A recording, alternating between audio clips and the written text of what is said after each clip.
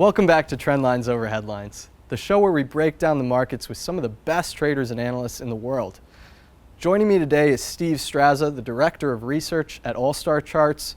If you don't know Steve, he's one of the smartest analysts I know, but I'm probably biased because he's also one of my really good friends. He actually helped me start the chart report about 4 years ago, and we still chat just about every day, so he's like a brother to me. But anyways, before we talk to Steve, it's Friday, the markets are closed, so let's take a quick look at how this week fared.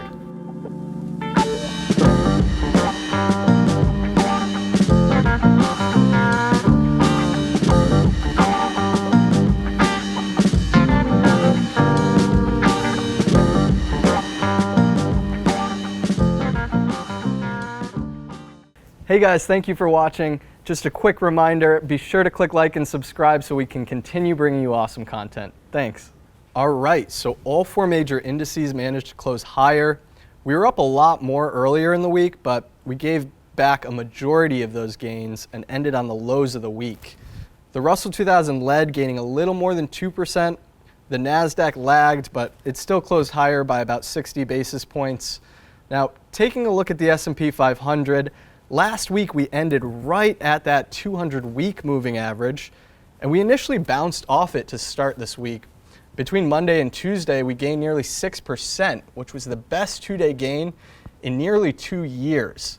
But of course, we rolled over, and here we are again, testing those June lows around 36.50. Those June lows have been the line in the sand for months now, and they continue to be crucial. So keep an eye on those June lows and the 200-week moving average next week. If we're below those levels, all bets are off. Now, let's take a quick look at the sector performance. Energy led by a mile, gaining 13.5%, which was its best week in nearly 2 years. I haven't seen a sector dominate like this in a while. I mean, it was the strongest sector every single day this week.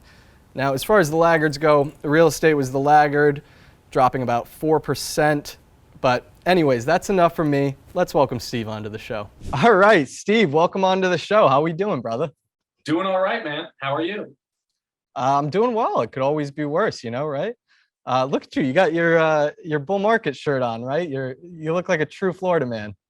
I like to have fun. More of a bull market shirt than a Florida man shirt, but both work. I'm okay with both. Yeah, I got to get a bull market shirt, or I guess maybe a bear market shirt in this environment.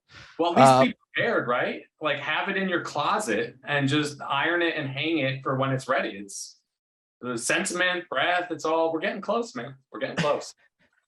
All right, well, listen, we got a lot of charts to cover, so let's dive right into it. Let's kick it off with the S&P 500. I mean, what a roller coaster week it was, right? I mean, yeah. We started off the week with one of the best two-day gains in years, and it just fizzled out, right? I mean, we kind of started the week with this island bottom, and we ended the week with an island top. Yeah. And one of the more constructive things earlier in the week was the fact that we reclaimed those June lows. We've been talking about those June lows for weeks now, months, and we reclaimed them. That was really positive, right? It looked like a false breakdown. Yeah. Out of failed moves come fast moves in the opposite direction. That phrase was thrown around a lot this week, even by me. But yeah, didn't hold. Here we are back at those June lows. We're not quite below them totally, but we're totally retesting them, right? We went from turnaround Tuesday to throwback Thursday to failed move Friday. I mean, all the phrases, right? Yes. Check all the boxes this week. But it's what it really boils down to, Pat, right? Is it's the same old song. This is a messy market. We're totally trendless. And this type of price action is really to be expected. Failed moves in both directions. Buyers and sellers are trying to figure it out. And we're still in that type of a mold. We need to see that change, obviously, before we can be comfortable that a new markup phase or a new uptrend is really in place. Yeah, so I want to move on to energy. That was a big one this week, right? I mean, it's kind of been a choppy mess since like June. Yeah. But it made a big, it really reasserted its leadership this week. I mean, best week in nearly 2 years. It was up 15%. I mean, that's wow. What do you make of that? Is energy the place to be still in terms of sectors? It has been for 2 years now. Even if you look at, the leadership now over a short term, intermediate term, long term, it's all energy, right? And when you zoom out on the chart a little bit, don't these stocks deserve to go sideways for a little bit and digest some of these gains? I mean, XLE has just about, tripled since November of last year. So why not? I don't think a little bit of consolidation here is a unhealthy thing at all. I think it's very constructive. Actually, energy probably eventually breaks out. I think it could be opportunity cost and dead money in the near term or intermediate term. But I will say this week was a really big week. If you look at the 1 week rate of change, the 5-day rate of change, any short-term momentum indicators were thrusting. And the last time we've seen readings as high as this week were November of 2020. If you go back to the chart, that was a great time to be buying energy stocks. So I think maybe this is kicking off a fresh leg higher. Yeah. I haven't seen pronounced leadership from a sector like this in so long. I mean, it was the strongest sector every single day this week. Well, here's the thing. It's their time, right? For my entire career up until 2 years ago, you were saying the opposite about energy. Everything else was working and energy was not participating for almost a decade, right? So now the flip is script and nothing else is working and energy is. So I think it's kind of appropriate. And I also think it could last a lot longer than investors are prepared for. Yeah, and it's funny, just last week, it really looked like it was breaking down. It was below that trend line that's been in place for like 2 years. And here we are now. We're talking about the best week in 2 years for the best performing sector year to date. I mean, it's the only positive sector. It's up like 53, 54% last time I checked. I mean, wow. There's a relentless bid for these stocks. Just like there's a relentless bid for dollars. We're getting to the point where the things that are working are going to get leaned on even more heavily because there's just no alternatives out there. You can own dollars or you can own energy stocks. Yeah, and we'll get to the dollar in a second, so just save that thought.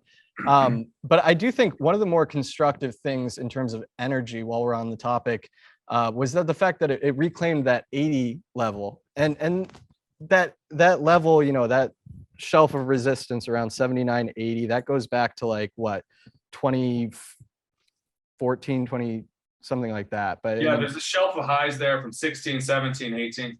Right, such a clear level, right? So and it's that level's been presenting some problems ever since June. Like I said, just been a kind of choppy mess since June, but I do think it's probably constructive that we're back over that, right? It's a very logical level for this digestion that we were talking about to take place, right? So we overshot it in June, just like you said, cut back below it, and now we're just kind of chopping around, and the bulls and bears are trying to figure it out here.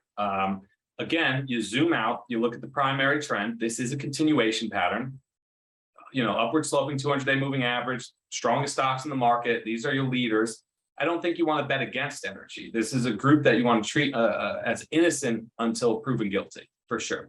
And like you said, 78, 80, whatever, draw a nice thick line there, that whole zone. Once we make a decisive move or a decisive resolution above that level, that's when you'll know, okay, it's time to kind of press longs again.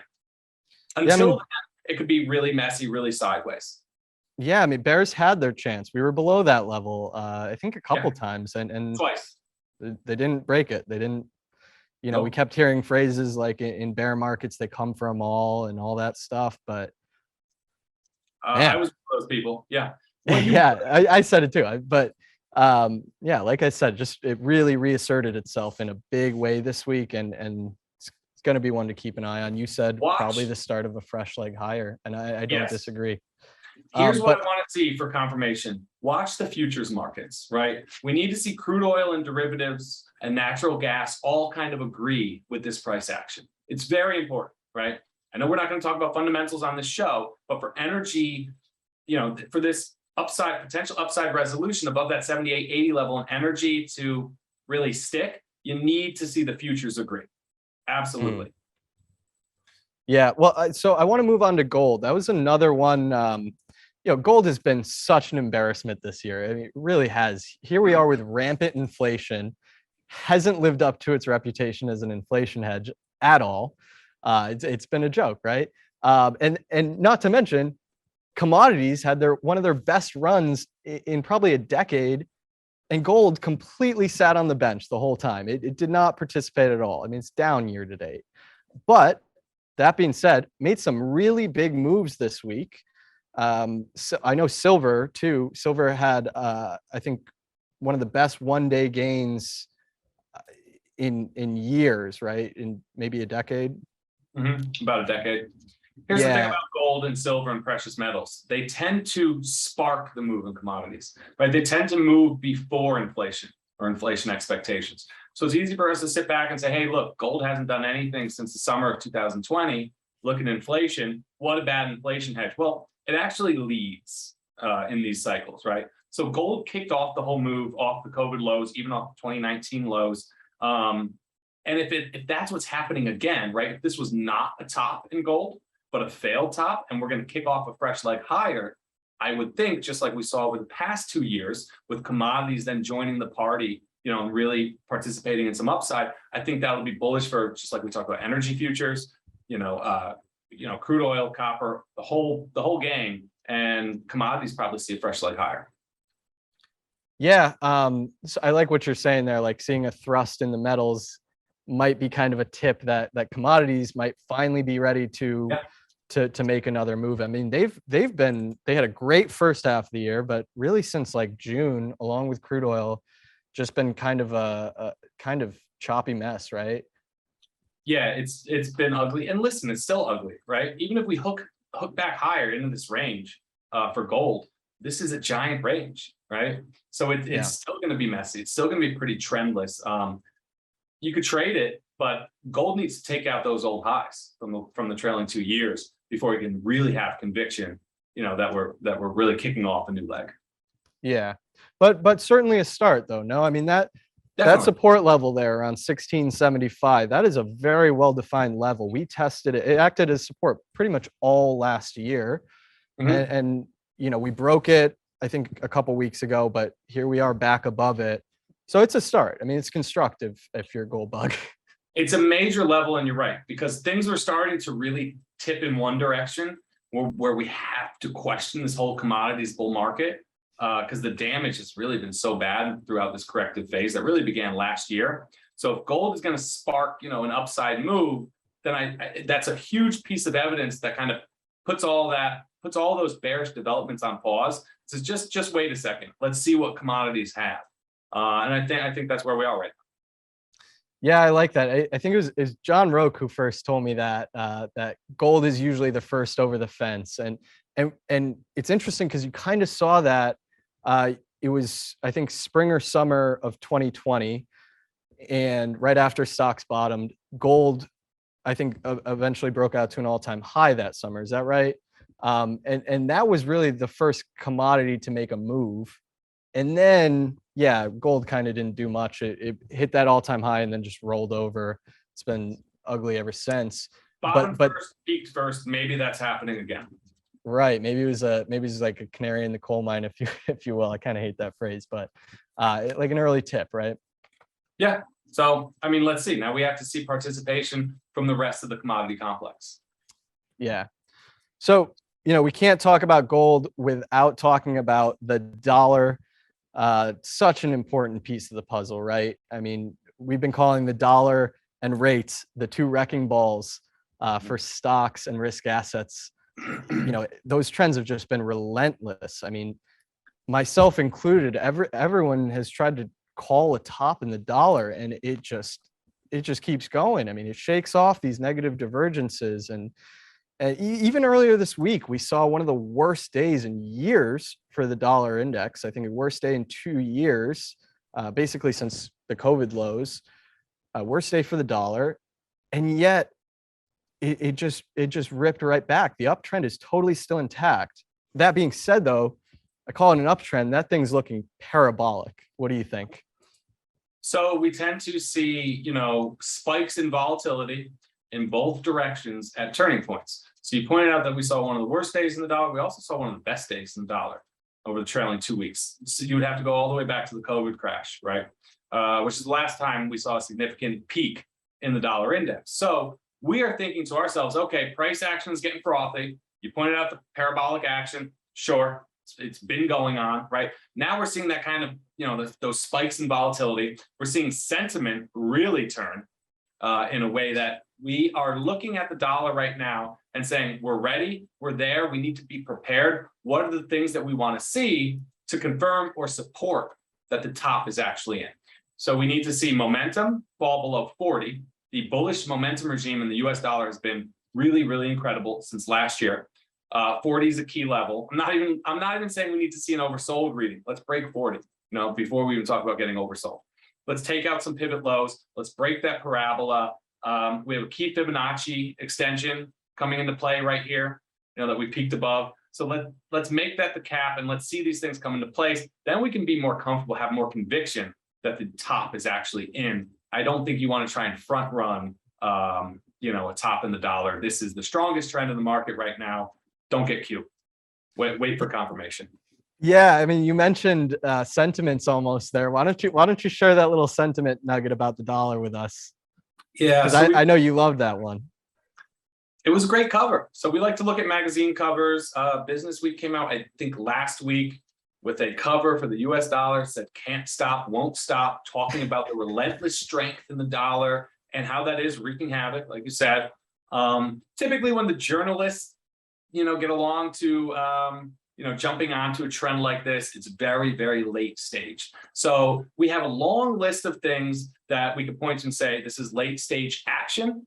Now we need to see a list of confirmation build before we can have conviction, right? To make that bet on a lower dollar. And listen, what it means is we're getting closer. We're getting really close. And what does that mean for risk assets, right? Stocks, commodities, like we talked about. If they continue to show, constructive bottoming action, I think that's also support that maybe the dollar and even rates are done moving higher, right? Because those have both been tremendous headwinds for equities. Yeah, I mean, that brings us right into interest rates, the other wrecking ball, right? You got the dollar and rates putting a lot of pressure on stocks, higher rates putting pressure on growth and tech areas of the market more so than others. So what do you think of rates here? It almost seems like rates and the dollar are kind of moving together. I haven't looked at the correlation, but yeah. Just, from watching the price action, it kind of seems that way. So I imagine kind of similar thing, right? Like, are we kind of getting to a point where that trend's at least exhausted in the near term, Yes. And I mean, that's kind of what we've been writing about. What we've been saying is we want to be prepared, right? We think the end is near, but these are not trends you want to jump the gun on. What are the two strongest trends in the market right now? Yields and the dollar. It's been that way all year, right? Those are the two really, really, impressive primary uptrends. You don't want to step in front of that. You don't want to be a hero. You don't want to try and call the top, but you do want to kind of make yourself a roadmap and say, what are the things we need to see that will start to confirm or support that really was the top, right? So we're laying out things that we're seeing. I mentioned momentum. We need to see maybe a new pivot low, maybe a blow off top is kind of forming. When it comes to interest rates and bond markets around the world, we're watching global yields really closely. All of our intermarket indicators have kind of failed us over the past year in terms of supporting the move in rates, but global like copper, gold, things like that. They haven't worked, right? Even regional banks, utilities, any of them. What has worked for confirmation is international bond markets, right? This is not just a US story. Interest rates have been ripping all across the globe for over a year now. We need to see Europe, and Japan and other parts of the world kind of cool down and those rates roll over. We have pivot highs from earlier in the year that we're watching. They were defended last week, and now we're bouncing higher off them. As those start to break more and more, I think that will be the writing on the wall. I think Australia, that was a big move this week. They didn't hike as much as the market was expecting. I think you're going to start to see that from other central banks. They've been one of the first to blink from a monetary policy stance. And I think you're going to see more of that, and that'll be reflected in the charts. Interesting. So just like the dollar, kind of not quite there yet. Patience is probably necessary on those trends, right? 100%. Yeah, these aren't trends that you want to, jump out in front of at all. Yeah. All right. So lastly, it's the weekend and the stock market's closed, but crypto is not. And I've actually been surprised at how well crypto's actually been hanging in there. It really hasn't decisively broken that 19,000 level yet. Yeah. If we're talking about Bitcoin. So how are you thinking about that here? It's crazy because this is crypto, right? I mean, if that was a heart rate, you'd be dead. We joke Bitcoin is trading like it just got acquired. Right. It's been dead money. It's totally flatlined. I joked the other day, there's not enough volatility in this spot in this space for me. I'm going to start trading bonds. Crypto's not fun enough. But seriously, it's if the world was coming to an end, right? If capital markets were really falling apart and under pressure, these are some of the most risk-on instruments, maybe the most risk-on instruments we can trade. Bitcoin would be below 20,000. That would be one of the first things to go. The fact that it's been so resilient can only be taken as a bullish development. Sure, talk to me tomorrow if we, slash through 19 and have a sharp move lower. Look out, stocks are going to open really ugly on Monday, but it continues to not happen. Even as stocks show weakness, test the lows, Bitcoin's really held up well.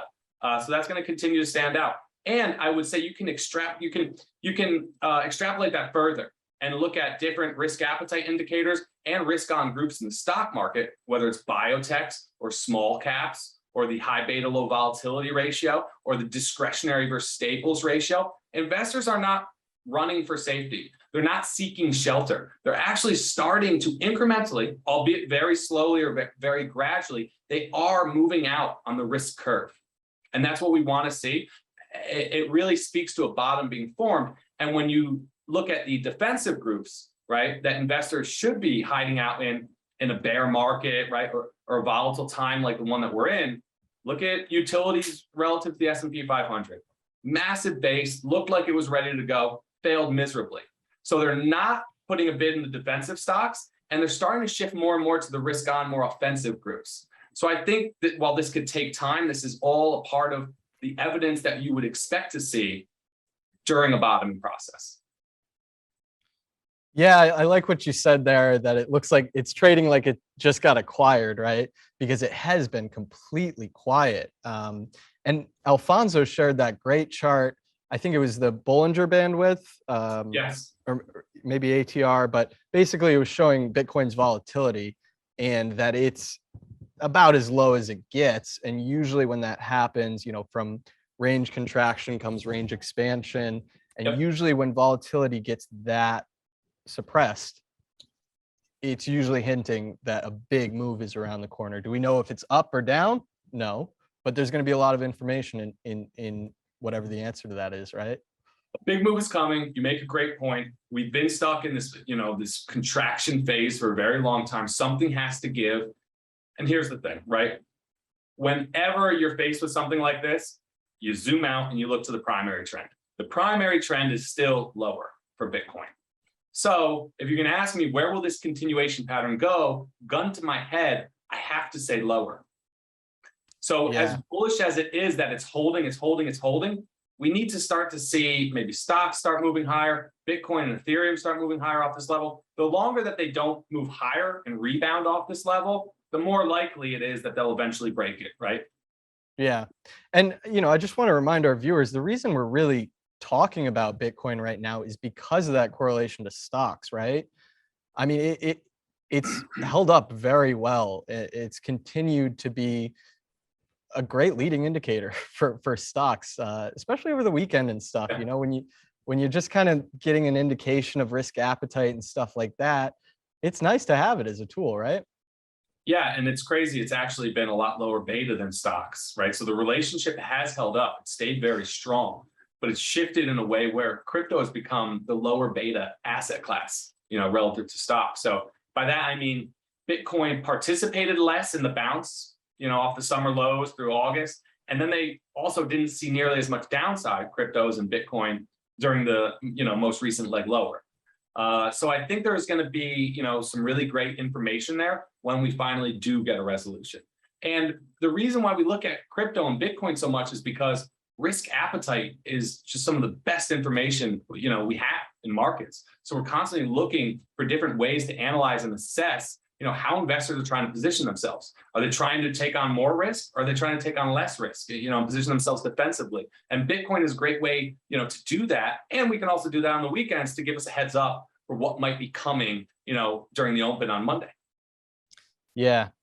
Well, Steve, I think we got to wrap it up now, but I really appreciate you coming on the show, and we'll have to do it again sometime. All right, man. This is fun. All right. You have a good weekend. You too.